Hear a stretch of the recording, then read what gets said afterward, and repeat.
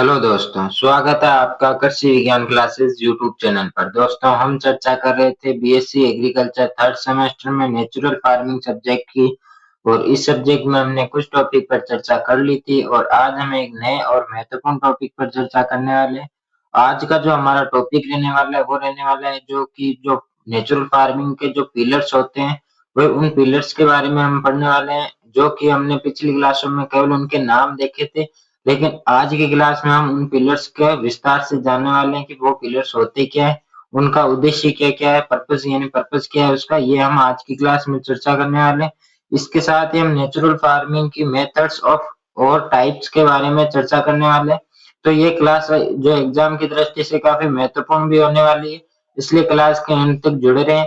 और यदि आप इस चैनल पर नए हैं और आपने अभी तक चैनल को सब्सक्राइब नहीं किया तो चैनल को सब्सक्राइब करके बेल आइकन को प्रेस कर दें और क्लास को अपने दोस्तों से ज्यादा शेयर करें।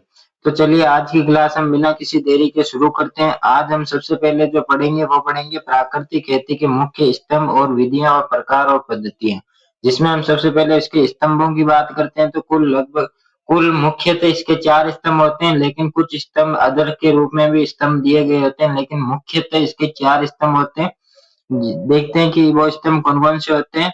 कि प्राकृतिक खेती के मुख्य स्तंभ में क्या होता है कि प्राकृतिक खेती को प्रभावी रूप से लागू करने के लिए कुछ मुख्य स्तंभ होते हैं, जिनके आधार पर यह पद्धति कार्य करती है। यानी कि जो नेचुरल फार्मिंग जो कार्य करती है वो मुख्यतः इन 4 स्तंभों पर ही आधारित होती है और इन स्तंभों पर ही कार्य करती है। पहला स्तंभ जो आता है वो आता है बीजामृत। बीजामृत में क्या होता है कि बीजामृत में बीज को उपचार किया जाता है, वो भी नेचुरल तरीके से, जिसमें क्या क्या मतलब बीज को उपचार करने के लिए क्या क्या उपयोग किया जाता है।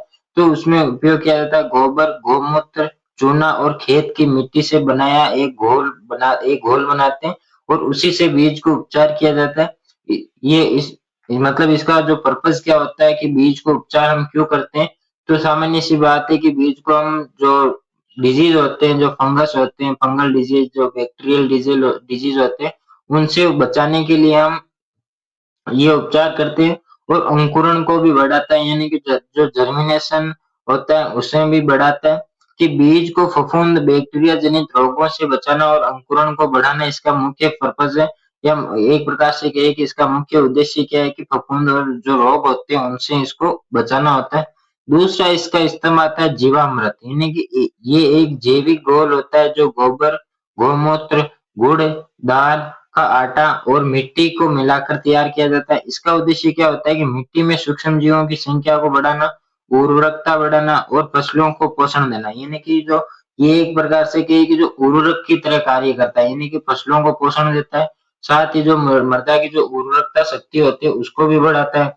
और जो सूक्ष्म जीव रहते हैं, केंचुए वगैरह जो रहते हैं, फंगस वगैरह, जो लाभदायक जो फफूंद होते हैं, उन्हें भी ये सक्रिय करता है, उन्हें भी ये भोजन भोजन के रूप में ये मिलता है, जो हम घोल बनाकर जो गोबर, गौमूत्र, गुड़, दाल का आटा और मिट्टी का जो घोल बनाकर मिट्टी में डालते हैं ना, उससे क्या होता है कि सूक्ष्म जीवों को पोषण मिलता है, मृदा को पोषण मिलता है और साथ ही मृदा को क्या मिलती है, उर्वरकता बढ़ाने में भी सहायक होती है। ये दूसरा इसका स्तंभ हो गया।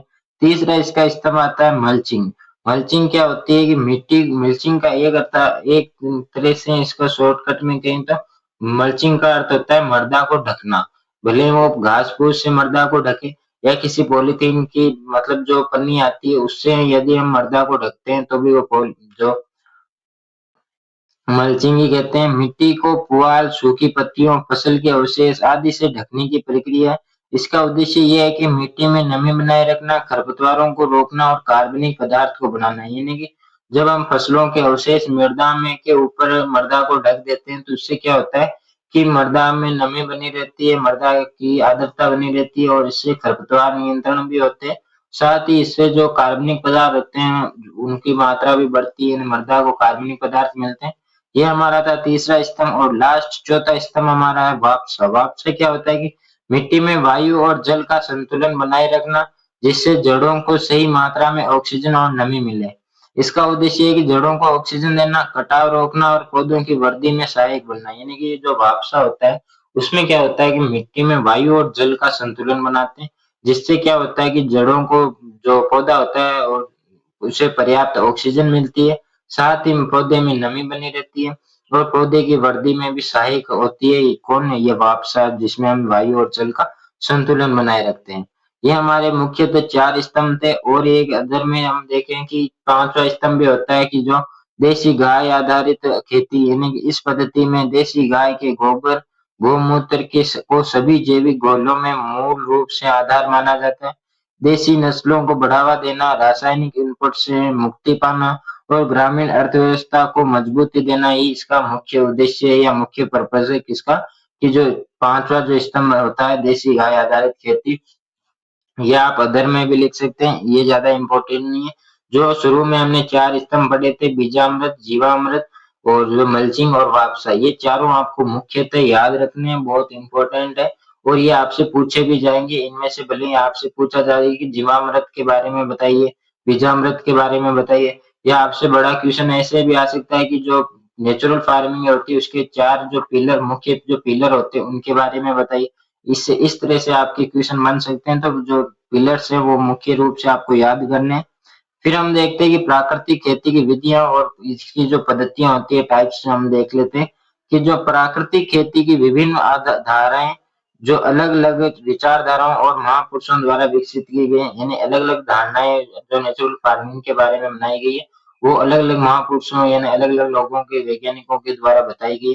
जिसमें सबसे पहले आते हैं हमारे सुभाष पालेकर जी, जिन्होंने शून्य बजट प्राकृतिक खेती यानी जीरो बजट नेचुरल फार्मिंग की अवधारणा दी। इनकी जो उत्पत्ति है, जो पैलेस ऑफ ओरिजिन की बात करें तो वो इंडिया में हुई थी और इंडिया में ये महाराष्ट्र से इसकी उत्पत्ति हुई थी। यानी कि जो जीरो बजट, शून्य बजट प्राकृतिक खेती है इसकी। और इसके जो मुख्य विशेषताएं हैं वो विशेषता क्या है कि जीवामृत और बीजामृत का प्रयोग किया, वापसा और मल्चिंग, इन चारों पिलर्स का इन्होंने उपयोग किया, बिना जुताई बिना रसायन की खेती इन्होंने बताई, और शून्य लागत यानी बाहर से शून्य लागत है, जो मतलब बाहर से किसी भी वस्तु या संसाधन का इनपुट का रोक लगाई या बंद किया। और दूसरी इसका टाइप्स है कि जो देसी गाय और गांव के की आत्मनिर्भरता पर जोर दिया, यानी कि जो सुभाष जी पालेकर जी ने जो अवधारणा दी उसमें क्या है कि जो नेचुरल फार्मिंग को बढ़ावा दिया और इन्होंने देसी गाय और गांव के जो लोग होते हैं उनकी आत्मनिर्भरता पर जोर दिया। फिर दूसरा वैज्ञानिक आता है फुकुओका। इन्होंने क्या है कि जो प्राकृतिक खेती पर इन्होंने बताया, और ये कहाँ के थे? ये जापान के थे। जो टाइप्स ऑफ नेचुरल फार्मिंग है उनमें आपको दो वैज्ञानिकों की जो अवधारणा है या जो टाइप्स है उनको आपको याद रखना है, एक तो सुभाष जी पालेकर जी और एक ये मोसानोबू फुकुओका। इन दोनों वैज्ञानिकों को आपको विशेष रूप से पढ़ने हैं क्योंकि ज्यादातर इन्हीं में से पूछे जाते हैं।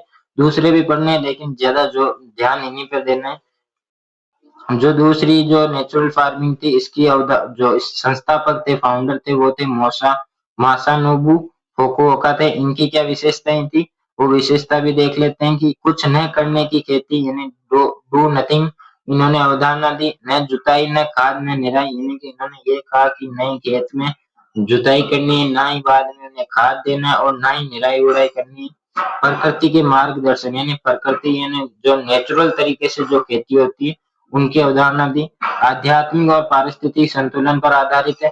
फिर तीसरी जो मेथड आता है वो आता है ऋषि कृषि या वैदिक कृषि। क्या होती है कि जो इसका प्रचारक कौन थे? इसके प्रचारक थे भारतीय कृषि शोध संसाधन या वैदिक विद्वान, यानी कि जो विद्वान थे उन्होंने क्या बताया कि जो नेचुरल फार्मिंग के बारे में इसकी मुख्य बातें ये थी कि जो अग्निहोत्र की राख का उपयोग करना, पंच तत्व यानी कि जो गौमूत्र वगैरह जो होते हैं गाय से जो उत्पाद प्राप्त होते हैं उनका उपयोग करना, आध्यात्मिक ऊर्जा का सिद्धांत, यानी कि ये ज्यादा इंपॉर्टेंट नहीं है लेकिन आपको थोड़ा बहुत पढ़ देख लेना ताकि यदि बाय चांस क्वेश्चन आ भी जाए तो ऐसा नहीं कि आप कर ना पाओ, आपको एक दो बार भी इन्हें पढ़ने।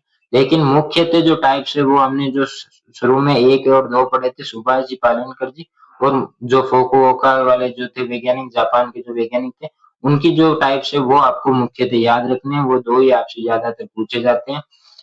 चौथा आता है बायोडायनेमिक खेती रोडोल्फ स्टीनर द्वारा, यानी कि ये किसके द्वारा दी गई थी? ये रोडोल्फ स्टीनर के द्वारा दी गई थी, जो कि कहाँ से इसका ओरिजिन कहाँ है? जर्मनी में इसका ओरिजिन है। और उनकी जो मुख्य बातें थी वो क्या क्या थी कि वो भी हम देख लेते हैं कि विशेष जैविक घोल बनाना, चंद्रमा और ब्राह्मण जो ब्रह्मांड है ले के अनुसार खेती गाय के सींग की खाद बनाना, यानी कि इन्होंने जो ब्रह्मांड है, जो चंद्रमा है, उसके आधार पर खेती के बारे में बताया कि नेचुरल खेती किस तरह से करनी चाहिए चंद्रमा और ब्रह्मांड के आधार पर। और जो गाय के सींग होते हैं उनसे खाद बनाने को उन्होंने बढ़ावा दिया था। प्राकृतिक ऊर्जा और ब्रह्मांड, जो ब्रह्मांड ये शक्तियों पर आधारित इन्होंने नेचुरल फार्मिंग की जो बातें बताई थी या नेचुरल फार्मिंग करना बताया था। फिर आता है होमा और ऑर्गेनिक फार्मिंग, यानी होम जैविक खेती, वैदिक यज्ञ पर आधारित पद्धति है ये। यानी आपसे पूछा जा सकता है कि होमा ऑर्गेनिक फार्मिंग किस पर आधारित है, तो ये वैदिक यज्ञ पर आधारित है। इसकी मुख्य जो की कॉन्सेप्ट है, यानी मुख्य बातें हैं कि सूर्योदय और सूर्यास्त पर अग्निहोत्र, वातावरण और मिट्टी की ऊर्जा शुद्धि, पौधों के लिए उपचारात्मक तरंगे और आध्यात्मिक और कृषि में का संगम, यानी कि ये ज्यादा इम्पोर्टेंट नहीं है। जो मैंने शुरू में 2 बताए थे वही आपको याद रखने हैं। मैंने 3 बार आपको बता दिया है कि आपको मुख्यतः क्या याद रखना है। आज की क्लास में जो मुख्य बिंदु था, एक तो वो 4 स्तंभ आपको याद रखने, और 5वां जो टाइप्स में आपको 2 वैज्ञानिकों के जो टाइप्स है, मेथड्स हैं, वो आपको याद रखने हैं। एक तो सुभाष जी पालेनकर जी के, जिनकी उत्पत्ति हुई थी महाराष्ट्र इंडिया से, और दूसरे जो जापान के वैज्ञानिक थे मात्सुओका, उनकी जो मेथड्स थे वो आपको याद रखने हैं। यही आज की हमारी क्लास का मुख्य बिंदु है और यही आपको पढ़ना है। तो ये आज की हमारी जो क्लास थी मेथड्स और जो 4 पिलर्स थे मुख्य नेचुरल फार्मिंग के, ये यहाँ पे कंप्लीट होती है। आई होप आपको क्लास अच्छी लगी होगी। यदि आपको क्लास अच्छी लगी और अच्छे से समझ में आया हो, तो क्लास को लाइक करें और अपने दोस्तों से शेयर करें। साथ ही चैनल को सब्सक्राइब करके बेल आइकन को प्रेस करें, ताकि जब भी अगली क्लास अपलोड होती है तब आपके पास नोटिफिकेशन सबसे पहले आए। और दोस्तों, आप व्हाट्सएप ग्रुप में भी जुड़ना ना भूलें, क्योंकि व्हाट्सएप ग्रुप में पुराने पेपर की पीडीएफ, गेस पेपर और आदि जो इम्पोर्टेंट क्वेश्चन है वो आपको व्हाट्सएप ग्रुप में दिए जाएंगे। तो व्हाट्सएप ग्रुप की जो लिंक है वो आपको डिस्क्रिप्शन में दी गई है, तो वहां से आप ऐड हो सकते हैं। और जल्दी मिलेंगे नेक्स्ट क्लास में, तब तक के लिए धन्यवाद। जय जवान जय किसान।